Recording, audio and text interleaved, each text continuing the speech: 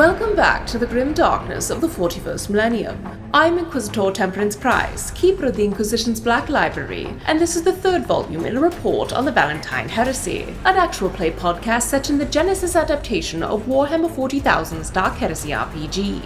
This report features Game Master Tom McGee and players Ryan LaPlante as Inquisitor Lucius Valentyne, Tyler Hewitt as Attikus Viz, Laura Hamstra as Eli Sharp, and Della Borovic as Morgan Rawls.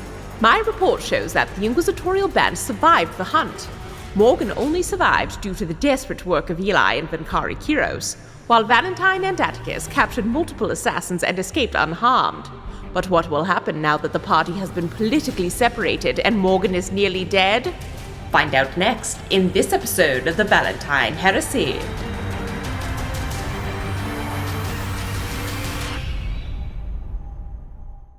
Medical update on Kyros. Why is he using so many life-saving drugs? I thought we did a fine job. Another unnamed voice. Nobles. They love their drugs. Morgan, you are on death's door. But luckily, nobles love their drugs. And as a result, you are unconscious but alive. Which is helpful because the hunt went a little off the rails. And there has been as the various people bring in the trophies that they've managed to hunt from within the reserve, there is a sound of horns. So all of you obviously managed to escape with your various trophies. Attikus and Valentyne, your trophies were assassins that you found in the sort of game warden under tunnels of the game reserve. And for Morgan and Eli, you have the hard-fought trophy of the genetically modified Ehrlich that Eli rode into the ground while firing through its eye into its skull. The rest of the nobles are now emerging with their various trophies, but there's almost an evacuation going on. And having come out with the assassins, you can see that Royal Guard went in after you. And it's one of those weird situations where the king obviously doesn't want to lose face by canceling the hunt altogether, but it's very clear that shit is going down and there's a legitimate risk that isn't like a fun, sexy, look at this weird thing that's happening risk. It's oh no, like we could lose a significant number of nobles in one fell swoop, which would actually be terrible for the society. So you see a bit of a sense of, I don't know if you've ever seen a party evacuated before. I've seen this with fire drills a few times where people are just kind of like, we can't ruin your good time, but we really need you all to go stand outside. I can't tell you why. And it's very much that vibe where there's people kind of, they've got servants carrying their various animals and things out. And there's a little bit of I was enjoying the stroll, as the Royal Guard are just really kind of saying, that's great, you need to move along. So rapidly, from outside where all of you were situated, that area starts to get very crowded very quickly as more and more people kind of funnel out. And soon enough, everyone is there. Now, this does mean you have a few minutes to confer with each other if you want. There's a couple challenges here. One is due to the royal heat that has come down on Captain Rawls Varn. You've kind of had to cut ties between your two groups. Rawls has been exiled from the Van Houten estate, and I think it's safe to say Valentyne is still kind of sore about his power sword and the rest of the weapons being confiscated by the royals. That said, there's enough chaos, and again, it's a bit like the race course where there's a bit of kind of the end of a marathon vibe. Everyone's kind of getting refreshments. Most of the nobles did very little work. A lot of their aides are very heavily sweaty and tired, having carried a lot of equipment and sometimes trophies. The trophies look pretty scant from what you can see. There are some smaller Ehrlichs coming out and some very proud people holding them.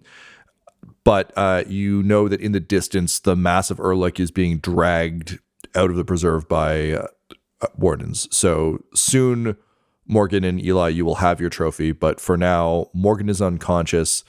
Eli, you are tired and angry, but satisfied. You got to kill a big monster with a gun, and that's kind of your jam. Yes.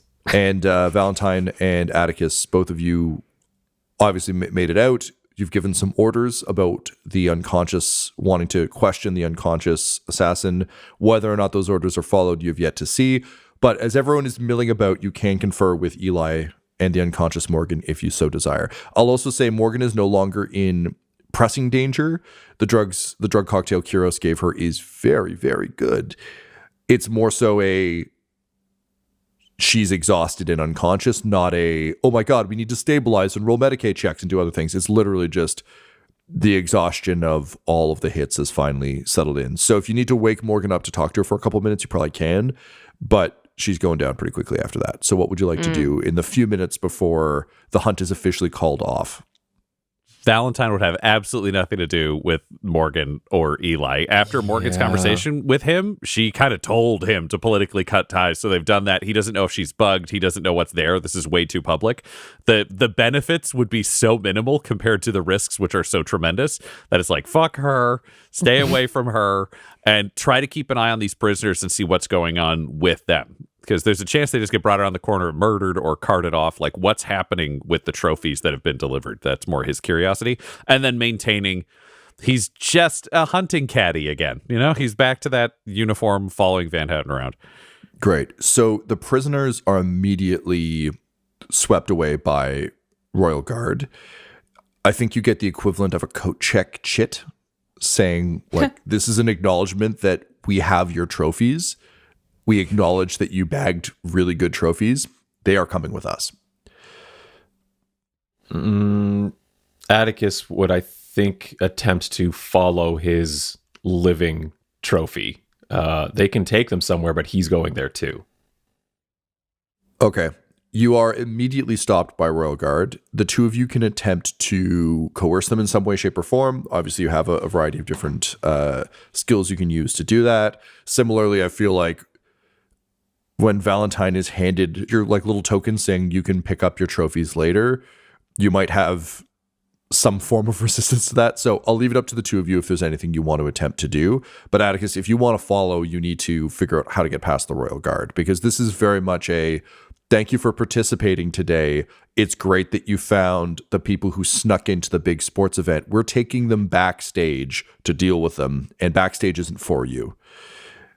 So the two of you kind of have a chance to react to these two things that are happening. Attikus, I'm assuming the chit gets handed to Rabute, not directly to Attikus. Oh, yeah. You're far too important to hold a chit. You don't even have pockets, maybe. Attikus, I think, whether consciously or unconsciously, is going to basically see how far he can get by just being a lord and just looking dangerous and walking towards where they're taking his living trophy, his living prey. If someone wants to stand in his path, they can try if they think that's a good idea. But he is walking. Okay. Looking for a passive intimidation, Tom. I don't know how passive that is. Okay, well, two Royal Guard stand in your way, shoulder to shoulder, and one of them just holds up a hand and says, pardon me, my lord, the king has requested to speak to these trophies himself. You will have to wait. Rest assured, we have given your man a chit to get your trophy back. It is very odd to have the most dangerous game, man, delivered to us, but you rest assured your results have been logged. The king is thrilled with what you found, and it will no doubt reflect wonderfully on your standings with Duke Wixthrop. However, given the nature of these particular trophies, the king must have a word. I would say, given the nature of these particular trophies, the hunt did not go as planned, and an attack was made on my house and the houses of the other lords of this world. And if you think I spent a lifetime off-world fighting in a campaign for our God Emperor only to come home to have it taken by some sneaky, underhanded cowards and stand idly by, you are wrong. I found them. They are mine to question. I can give a report to the king myself. I am still a loyal subject of the king. My lord, are you implying that the king does not hold full power and domain over this world? Because it would seem to me that based on your words, you seem to have some fear that things are getting out of hand. Yes, there was an attempt on your house today. The king will see to it, as is his right, as your lord. Respectfully, he doesn't give a shit that you served off-world. That just means you weren't here for a bit. So, he looks at your arm, he's like, you can take that big piece of intimidation and step back, or, and just several lasers, Predator-style, converge on your forehead. Says, we can see if your skull is as bulletproof as that arm seems to be. What's your name? Royal Guard. What's yours? Is it the king? Because if it isn't, I don't answer to you. I don't answer to the lords of this world. I answer to the Lord of this world. Do you understand? Name. Royal Guard. You can roll a check on this one if you want. Sure. Want more out of him, but... No, that's like I'm talking to a fucking wall. I will look over my shoulder to Rabute and say, Rabute, remember this man's face. I want a full file on him by the end of the day. I've captured his likeness, sir. I will warn you, the Royal Guard do wear helmets. They are in the same way that a lot of dystopian sci-fi has, the faceless security guards and that sort of thing. In my head, they're very, this is a pull for just Tyler and Del, but not the soldier style guys from Final Fantasy, but just like the Shinra troops who wear just kind of a half helmet with 3 red sort of glowing eyes on the front. So these guys are wearing a half helmet. You can get the Batman amount of face, so you can take that likeness down, but it's a half helmet, covers their most defining features, largely so that they can pull shit like this with impunity. I'm gonna push a little bit then. I'm going to, with my flesh hand, slowly raise it. I know I'm being held at gunpoint by several people. Slowly raise it and just put my hand, kind of caress his face and look for... No, I don't even get that far? A shot hits the ground next to you as soon as you start to raise your hand. Okay. He actually draws his sidearm and just kind of points. He does the James Bond villain from the 60s point where he's like holding it at hip, waist, sort of pointed up towards your head. Yep. I'll say, You better be careful. We're running short on candidates for the Duke. I wouldn't want to be responsible for eliminating another one. Tom, just to drop this from the side, when the gunshot goes off, Valentyne would like to fall backwards in quote-unquote fear. He's really just trying to get a better look up this guy's helmet at his face. From the floor.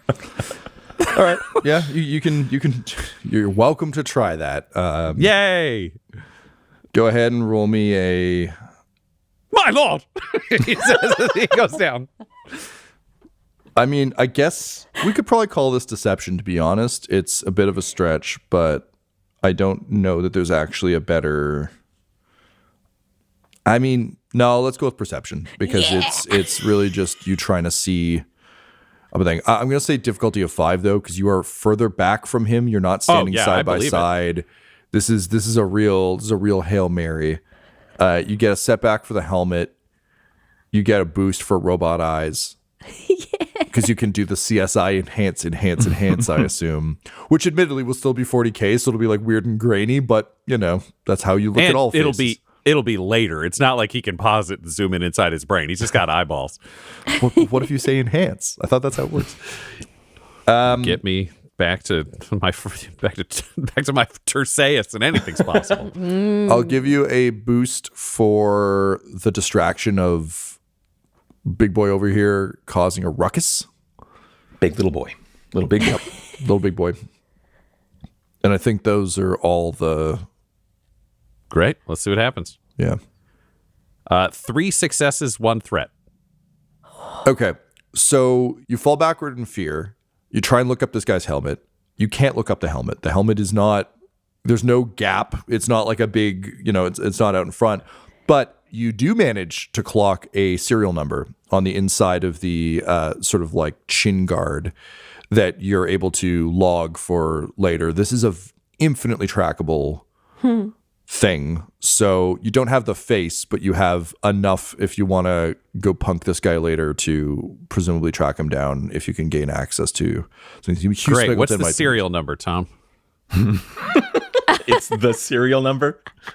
It's the serial number. Do you want to go back to the era of video games where you had to like write down the passcode rather than your character being like, I saw that passcode before. It was 2401. But there you go. It's 2401. Ooh. Okay. Serial code in inventory. Yeah, good thing I already had that in my notes. The serial code for every individual Royal Guard. Phenomenal. So yeah, you have 2401. You've got your security guard fucking thing.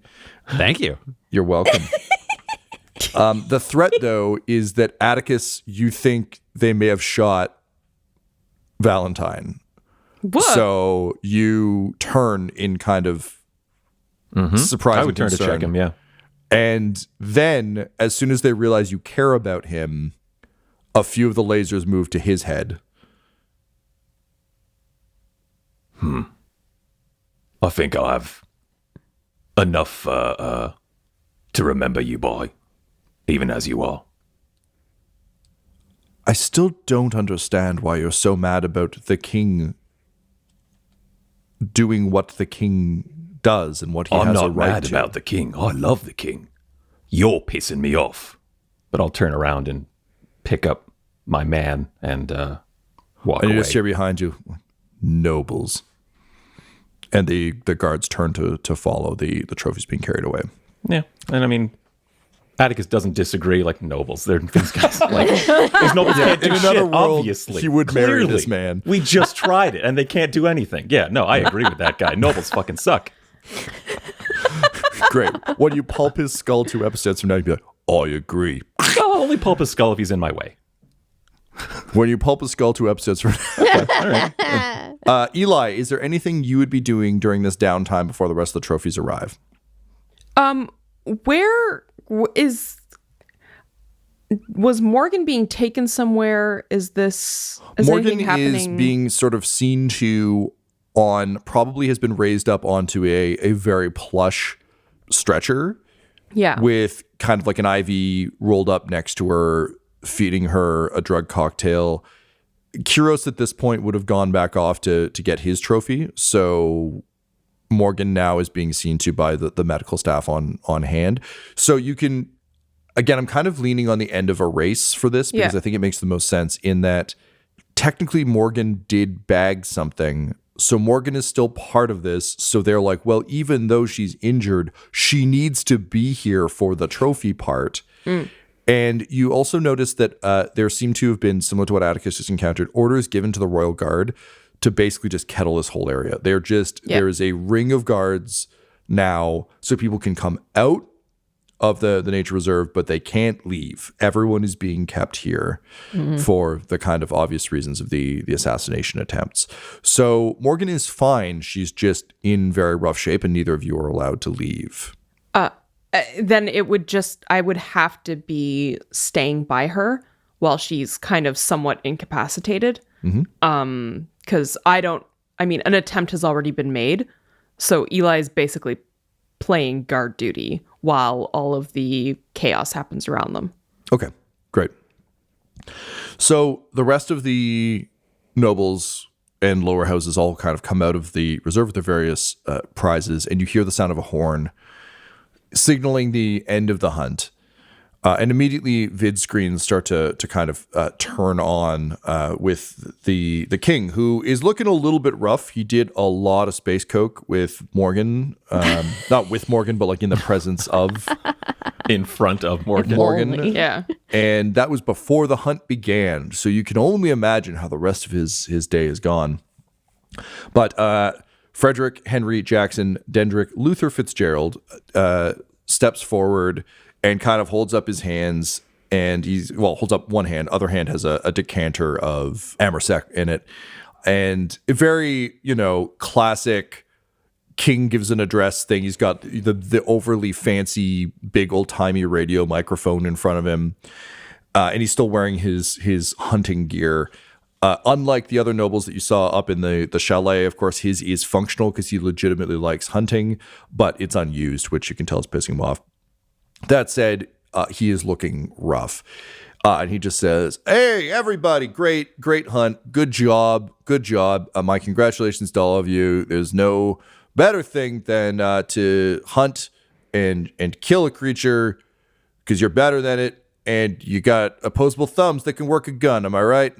And he takes a big swig of his Amasek and just goes, "All right, so look, some of you may have noticed there were some uninvited guests wandering around taking shots at people. Some of you may have noticed when you got shot. I'm getting reports that a few of our beloved nobles have been wounded or killed. That's not great. This has already been a bit of a weird celestial season.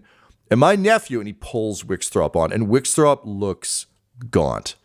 It looks like he hasn't been sleeping, and just the sense that Attikus, you'd got from him previously, was that he already doesn't like all of this pageantry, and the idea that the hunt was allowed to continue despite there being an active threat.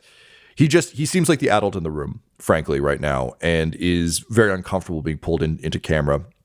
And Fitzgerald continues, "We're just trying to find this sweet boy, Love, and instead we've got people taking pot shots at each other in a way that's less fun by the day. So, unfortunately, we're going to have to cancel tonight's party.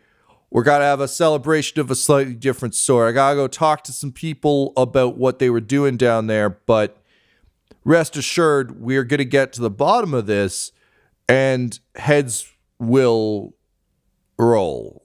So, thank you very much. We're going to do a quick trophy ceremony alongside the executions tonight, but that's the party. So if you dared raise a hand today against the society, maybe say goodbye to your loved ones, because my guys are going to be booting in your door real fucking soon, and we're going to have some pretty mean words. If you didn't and you were just out hunting, congratulations. Good hunt, everybody. Prep your, trophies for tonight. I know we got some of your trophies being held here." And he like winks Lucille Bluth style at the camera. He says, "Don't worry, you'll get them back once we're done with them. We just got to check a couple of things, make sure everything's on the level. It's a contest. Contests are fun. So on behalf of Greybridge and the throne, thank you for participating in the hunt. Hey, Duke, you want to say something?" And he pulls his nephew in, and Wixthrop, just kind of looking around, vaguely horrified at all of this, says, "I am tremendously sorry about the risks you're all taking. I sincerely hope we can end this madness before things get much worse and get back to the business of living and ruling and trying to make Greybridge better." He's like, pushes him out of the way. He's like, "That's fucking boring. All right. So executions and trophies tonight, and then tomorrow we got art and a big party at not at the Van Houten estate. Don't trust those invitations you got. It's gonna be at the Ball and Song Manor. We're gonna go hang out in Gwen's empty house." "Okay." Takes a drink. He says, "Have a good night. I'll see you in a bit. Wear your best execution clothes. Goodbye." And he slams the button, but he misses a couple times. So it's like a Zoom call where you can't find end, where it's just kind of pushing buttons, and then eventually the feed cuts out. Woof. Would any of you wanted to roll anything during that to assess either Wixthrop or Fitzgerald? It's okay if you don't. I just want to give Valentine's just taking in the whole thing. Any bonus material he can get is great, because we have 0 fucking spy cards to be able to play now. The game is reaching its end in terms of outside of playing by the rules. Yeah, I would say, if it's apparent enough that you mention that the king and Wixthrop both look pretty different from the last time Attikus saw them, he'd be very keyed into that to see if he could figure out why that's happening, just out of like context clues. Yeah, some of us didn't see him do a bunch of space coke, so we don't necessarily know that. Yeah. And because Eli is guarding Morgan, he's more focused on the crowd around him and everyone else's reactions to what the king is saying. Okay, that's good. That's interesting. Okay, let's start with Valentyne. And Attikus, I think we can probably make this a combined roll for just the two of you kind of shoulder to shoulder observing this. I'm going to go ahead and say this is a perception again. Mm-hmm.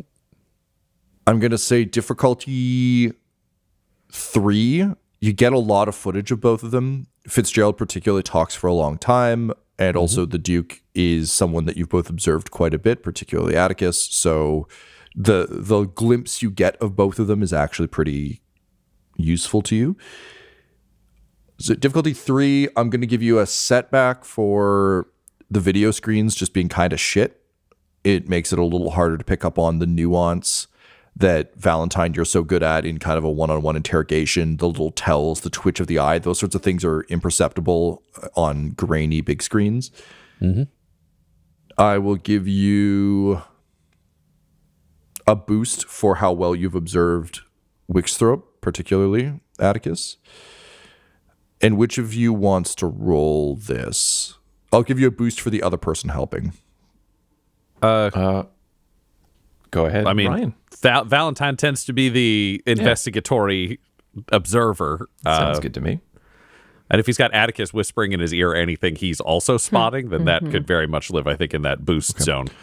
I'm going to spend a story point to up the difficulty because, as you say, Ryan, the game is afoot. Yeah. Things are really, we're reaching the end of the Celestial season. Plus, I don't want you all to die because you have an empty tank. So, I mean, isn't that part of the fun of Genesis? Alrighty. I don't need an empty tank to kill the party, so we're fine. Fair enough. God. All right, here we go. 2 successes, 2 advantage. Okay. So you're very easily able to ascertain that he did a bunch of space coke. I think that's something that both of you would probably be familiar with. Attikus, you probably saw it with some of the soldiers, particularly given that the war on Vicodin was kind of an endless meat grinder. There was likely a lot of soldiers who didn't necessarily understand they were stuck in the meat grinder, but turned to drugs to get them through that endless cycle of combat. They didn't all have the fortitude of Marnie, just ready to go kill an orc all day, every day, no matter what the day or night, just any occasion. Orcs must die. So you can pick that up pretty easily. Then Valentyne, you would have definitely seen this at the He's Skull Progenium Progenium Commissar trained. How do you need to spot personal weaknesses in soldiers? 100%. So that's an easy pickup. Valentyne, you would get, unfortunately, a lot of this is information Morgan already has, but she's unconscious, so it kind of makes sense that you'd both get this. Valentyne, you pick up on the quality of the hunting clothes. It's very clear that the king legitimately likes to hunt, and I think the combination of him being kind of drunk, kind of coked out, and he's all dressed up to go skiing but doesn't have any skis on, you can tell that it's probably killing him that he's not down here, and that this is likely his event, which is, again, information you'd been told previously that he likes the hunt, but you feel like that's probably added to his bad acting. He's mad, he's frustrated and kind of bored, and it's that classic, when you get promoted enough, you stop doing the job you actually like doing and just manage other people who are doing that job, and you're just left being like, oh no, and I'm doing the parts of the job I hate. Well, let people do the parts of the job I like, and it seems like that's very much where he's at. But the big piece you get from him is that he is coming a little bit unfrayed. The death of Gwen and Kyros' crash were kind of an exciting thing. It was big and dramatic and exciting. A bunch of armed assassins interfering with the games is a problem. It's not a suitor making a move on another suitor. This is very clearly something else, and he is not into it. For the Duke, you get the sense he is just very legitimately concerned that the longer these things go on, the more people are going to end up dead, and the greater the risk to the society. It's very much one of those, if we didn't, this is an unsafe thing that we are just choosing. We are putting ourselves and our society in danger for no fucking reason. Like, we could speed date instead. We could do literally, I'm sure there's, horrible 40K Tinder. Like, there's other ways we could get through this. Instead, we are making ourselves vulnerable for literally no fucking reason, just because it's fun. This is the extreme sport for fun and pleasure, not profit, where it's just like, why are you exposing yourself to this? Why are we continuing to do this? And it seems that that is weighing rather heavily on him. Also, the fact, I think from what you know of him, the expectation that he's supposed to find a romantic connection out of this is completely insane. Like, how is he supposed to find any amount? He doesn't talk to anyone. They just go hunt animals. And then he's supposed to be like, cool, way to shoot that thing. Like, it just, he doesn't seem coked out. He just seems tired and horrified at the state of this. And for your advantage, I think you can just pass it forward, or if there's a specific spend you're after, you can let me know. I got some strain. I'll just get a little recovered as I get back in the game. Yeah, that little rest you had when you fell down really turned you around. Well, here's the thing. There's 2 conspiracies now, and some of them are out of control, and Valentyne thinks he can put together a very good presentation for Forrest Pollard based on all the evidence that he has. So the next steps in this game, when the game is afoot. The game is afoot. It was Valentyne. The Emperor has given him things. And sure, it's limited what we can do now that Morgan's been taken out. And this is just his internal monologue. There's so many cards have been taken off the table, but it means the cards we have become very valuable, and there is one hand we have left to play. We have, shall we say, the full house of the Emperor's Tarot, and I look forward to playing it. Also, he's excited that there's no fucking party tonight, because that's going to make things way easier for him and Attikus. Is like, deal with your shit tomorrow. Try to get in touch with Forrest Pollard. We got 2 things he needs to do. Yeah, it turns out all you needed to dodge Attikus having to play Lord was have a bunch of people get murdered by assassins. And then suddenly that stress goes away. Yeah. And the Imperial Guard veteran becomes a lot more useful than a bunch of idiots prancing around in the fucking woods. Well, look, there's still going to be idiots prancing in the woods. Come on, we do have more parties to come. So with that, the Royal Guard kind of start to escort people in their trophies under guard back to their various estates. You get the sense that the previous evening curfew has now very much become there will be guards outside your house. Like, we're not fucking around anymore situation. So you're escorted back to the... Oh, would they take you? I think they might just take you to the Bonsong Manor, to be honest. I think you would probably request going back to the Van Houten estate, but given the weapons sweep... I'm going to spend a story point to say they take you to the Bonsong Manor, and basically you can request things from the Van Houten estate, but Royal Guard will go get them. They no longer trust you to inhabit that building. And by they take you, I of course mean Valentyne and Attikus, because Morgan, you have been exiled, and that means Eli has been too. So I'm curious where you would both go. I guess you have to basically get a room at the inn. Unfortunately, Eli, you are responsible for where the 2 of you are going. Where would Eli think they should go? There's some nice ditches nearby. Was the Voidstone Manor completely burned? Oh yeah, burned to the ground. Plus, there are snipers overwatching it. Yes. Just give me a sec. Oh, yeah. Also, to be clear, you do not have a carriage anymore. Yep. Valentyne has reclaimed it and reported you for stealing it from their property alongside a collection of heirlooms. Laura, I also should mention this is the kind of thing you can spend story points on. Man, I really wish we had more information on Lizzo Lizardman to talk to them. I'm just saying, you do have story points. They might. I would allow you to spend a story point to grab a servo skull and speak into it in the hopes that Lizzo Lizardman responds. They have been actively following the 2 of you, and I think, Eli, you're acutely aware that they are actively watching what's going on. So I think if you were to just yell into a random servo skull, you would get no love. But in this case, spending a story point to basically try and flag the attention of someone who seems to be watching you isn't the worst. Yes, I think they have no allies here. They had like there's nowhere they could go to talk, there's nowhere they could go to be safe, and the only person that has suggested they might be an ally of sorts is Lizzo Lizardman, who for whatever reason helped them survive during the hunt. So I think that's probably their best bet. So I would like to spend a story point to use a servo skull.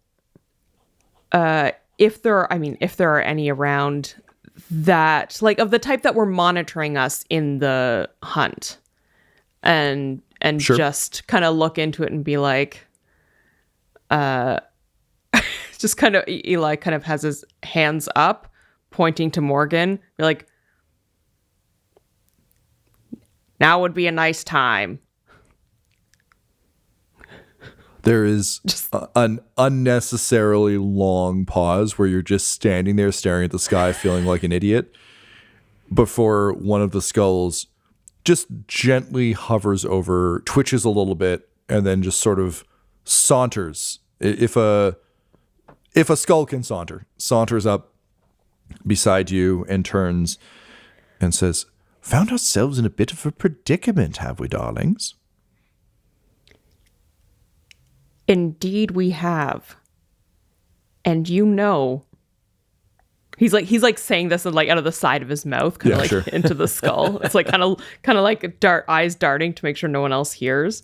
It's like, we know something's going on here. You know something's going on here. Let's help each other.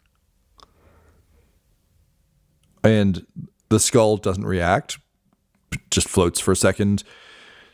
And then it nods and says, "Yes, well, our dear captain has been making this season a particularly memorable one, and I do like to be right.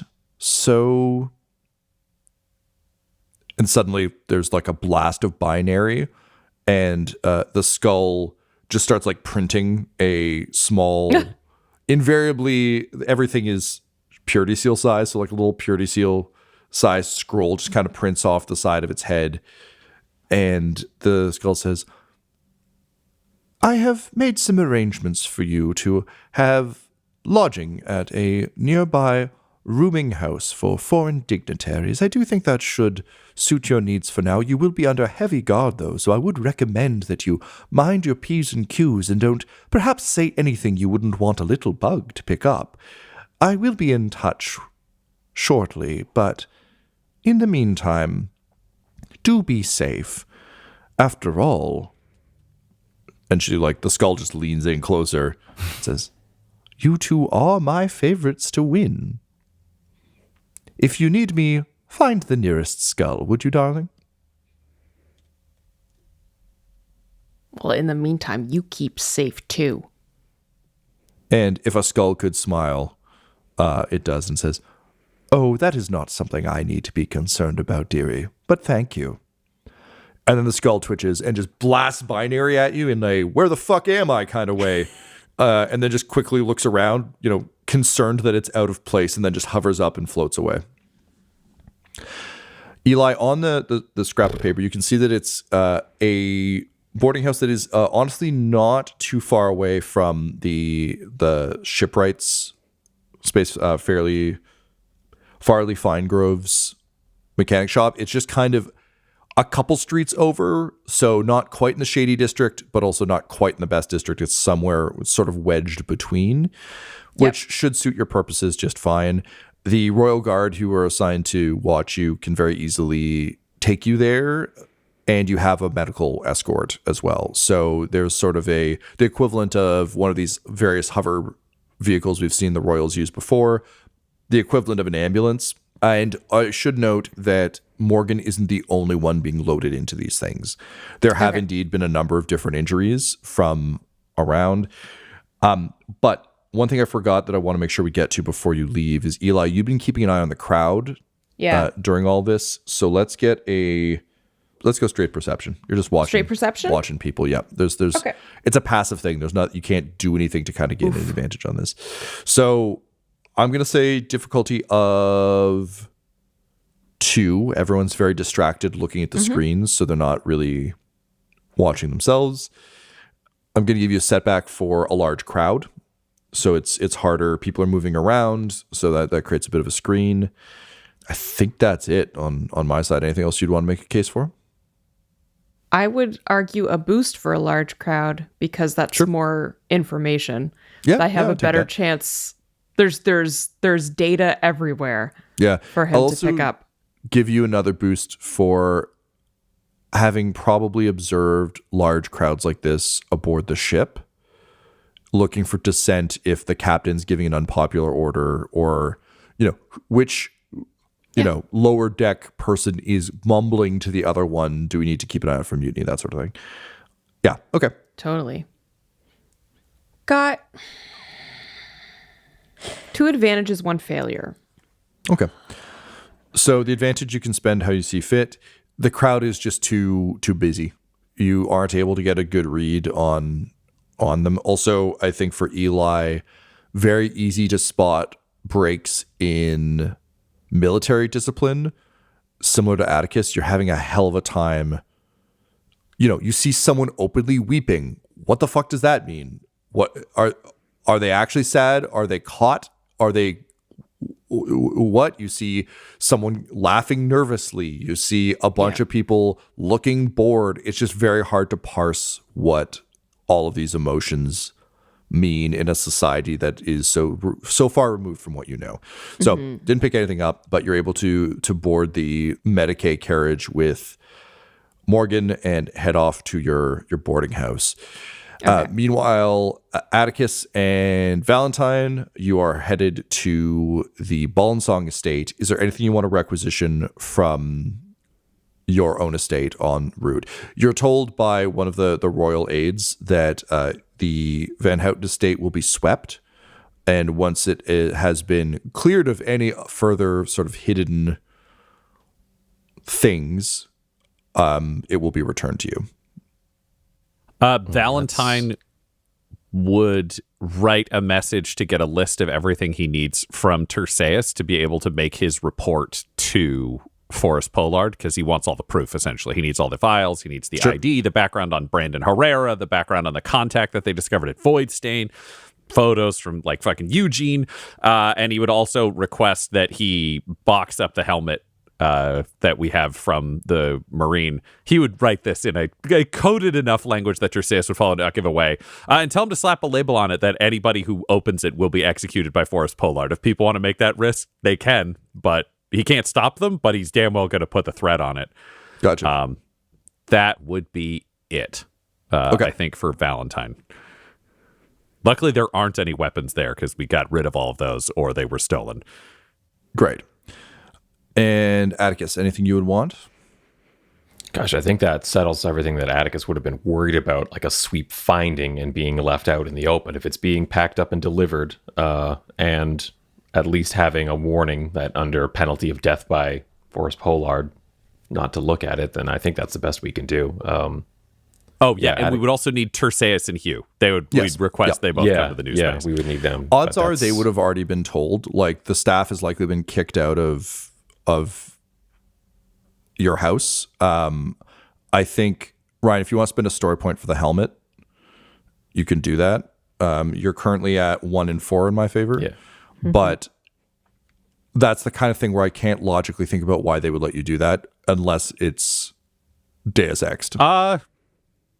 No, Valentyne will just let them know. Like, you want to open that room, you find a thing, odds are you get killed by a space marine. If you let us box it up, it's fine. We have the permissions, we have the authority. Leave it up to the Royal Guard. They want to get themselves fucking killed, they can go right ahead. He's so light on favors. Calling them in now, he doesn't want to do shady shit anymore. Now He has to go deep cover. We've got fucked by other people. So Valentyne's theory is like he's never going to be deeper in this role than he is now. There are no games outside of I am Rabute Figuerello. This is Lord Van Houten. Try to prove we fucking aren't. Gotcha. All right. So you board your returned carriage, which has been poorly reassembled, having clearly been stripped down to the bolts and put back together. It has been done in a bit of a fuck you from the mechanic, clearly. Sort of we tossed your house and then we put things back the way we found them. So, the armrests aren't quite fully attached, and it's all just a bit rougher, which would really piss off a noble, but neither of you. So the two of you travel for a time with your sort of armed guard escort out to the Bonsong estate. And as you roll up to Bonsong Manor, you're greeted sort of, you roll down the long road in, there's the hedge maze off to the left.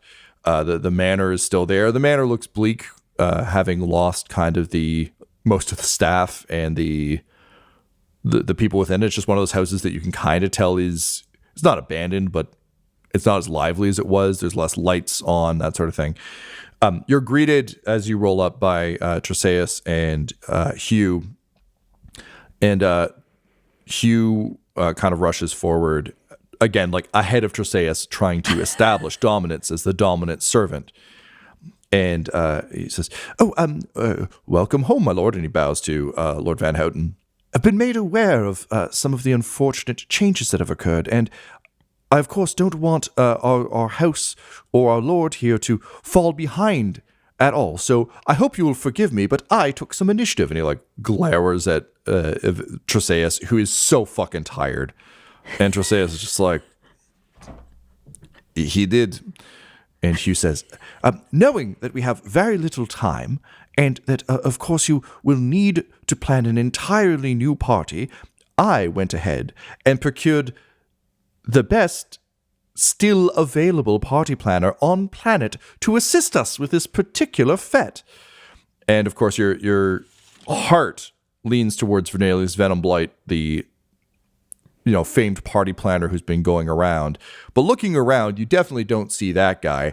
Instead, Hugh turns and gestures behind him, and Troseus just kind of has a hand against his temple to reveal a ratling. So like a small sort of 40K halfling type guy. He's got amazing mutton chops. He's wearing a little bowler hat. And what would have at some point been a very fine coat, similar to the kinds you've seen in the society, but even now to your eye, now that you're starting to learn the society a bit more, a few years out of date. But it's got kind of Willy Wonka-esque curling tails. He's got his sleeves rolled up. He's actually got some pretty good ink under the sleeves. And he just kind of grins broadly and just says, Birano, the party planner here, and I understand you need a party the likes of which the society's never seen. And I gotta tell you, Birano's the guy for the job. That's right. Now, don't be alarmed by my small stature. Don't be alarmed by the fact that I'm a little bit on the edge of you more human types there. But there's one thing I know better than anything. Well, two things. One is how to survive in an imperial society that's not too fond of my types. And the other is how to plan one hell of a party. So, he throws open his arms like, when do we get started? This episode of the Valentyne Heresy features the voices of players Brian LaPlante, Tyler Hewitt, Laura Hamstra, and Del Borovic, alongside Game Master Tom McGee.